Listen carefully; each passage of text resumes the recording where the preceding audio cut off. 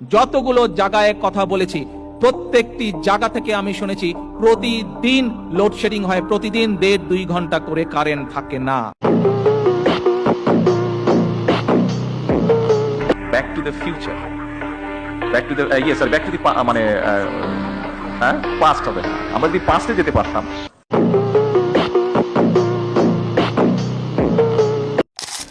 তীব্র গরমে বিদ্যুতের হাহাকার, 10 ঘন্টারও বেশি লোডশেডিং। দেশের বিভিন্ন স্থানে দিনে ও রাতে মিলিয়ে 7 থেকে 10 ঘন্টারও বেশি সময় বিদ্যুৎ থাকছে না। ও শালা চোর, এক সময় কারেন্ট দিছে, খাম্বা খাইয়া ফেলছে, এখন দেশ পুরোটা খাইবে। যদি পাইতাম এই অকটেন তারেক রহমানকে খাওয়াইতাম, এটা তোর বাপে আর তোর অন্য কেউ আয় দিব না। বাল ফালাইতে যায়, কৃষক কার্ড, ফ্যামিলি কার্ড, এই কার্ড সেই কার্ড, শালা একটা বুয়া বাটপার।